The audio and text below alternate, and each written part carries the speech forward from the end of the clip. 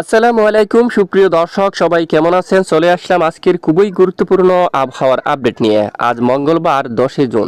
আজ সারাদিন দেশের কোন কোন জেলার আবহাওয়া কেমন থাকবে, কোন কোন জেলায় ঝড় বৃষ্টিপাতের সম্ভাবনা থাকবে তা জানিয়ে দেব। পাশাপাশি নিম্নচাপ, ব্যবসা, গরম এবং ভারী বৃষ্টির কি সতর্কবার্তা রয়েছে এবং আবহাওয়ার নতুন কি পরিবর্তন আসতে যাচ্ছে তা জানিয়ে দেব ভিডিওটির মাধ্যমে। ভিডিওটি শেষ পর্যন্ত দেখবেন। ভালো লাগলে লাইক করে চ্যানেলটি সাবস্ক্রাইব করে পাশের বেল বাটনে ক্লিক করে রাখবেন। ভিডিওটি কোন জেলা থেকে লাইভ দেখছেন অবশ্যই কমেন্ট করে জানিয়ে দিন।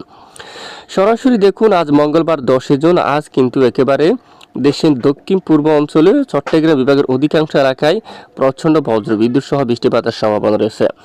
এই মুহূর্তের আপডেটে যদি আমরা একটু দেখি, আজ ভোর সকাল সকাল দেশের অধিকাংশ এলাকায় আকাশ প্রায় পরিষ্কার, বিশেষ করে বেশ কিছু এলাকায় আকাশ পরিষ্কার রয়েছে। দেখুন, উত্তরাঞ্চল সহ রংপুর বিভাগের দিকে সকাল থেকে শুরু করে আকাশ প্রায় পরিষ্কার। 10 জুন নাগাদ দেখুন মঙ্গলবার রংপুর, দিনাজপুর, ঠাকুরগাঁও, পঞ্চগড়, গোড়ারঘাট, রাজীবপুর, গাইবান্ধা কোনো ধরনের বৃষ্টির মেঘ নেই। এছাড়া সরিষাবাড়ি, ময়মনসিংহ, মাদান আর এদিকে বাগমারা সহ সকল জেলার আকাশ পরিষ্কার থাকছে। সিলেট, এছাড়া বিশনবাপুর, এদিকে মৌলভীবাজার সহ বড়লেখা, জাকিগঞ্জ, জাইন্তিয়াপুর, তারপর চাতকবাজার, এখানে দেখুন, তারপর বানিয়াচল, হাবিবগঞ্জ, কামালগঞ্জ সহ কুমারঘাট সকল জেলার আকাশ কিন্তু একেবারে রৌদ্রোজ্জ্বল। আকাশ একেবারে পরিষ্কার থাকতে পারে, কোনো ধরনের বৃষ্টি হওয়ার সম্ভাবনা নেই।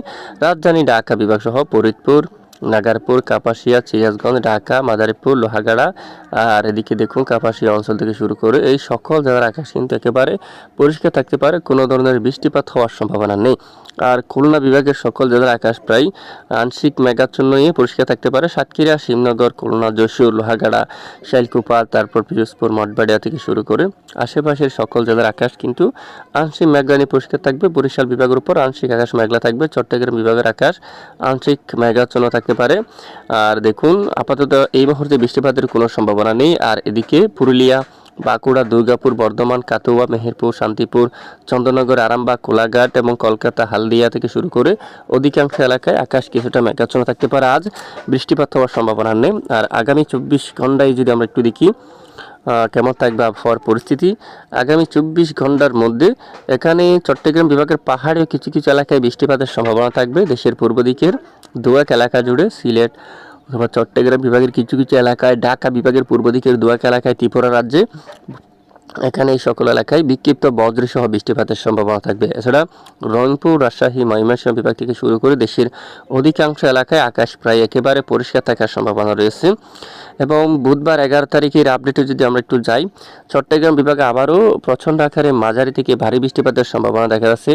তখন এখানে নাইক্ষ্যংছড়ি থেকে শুরু করে চকরিয়া অথবা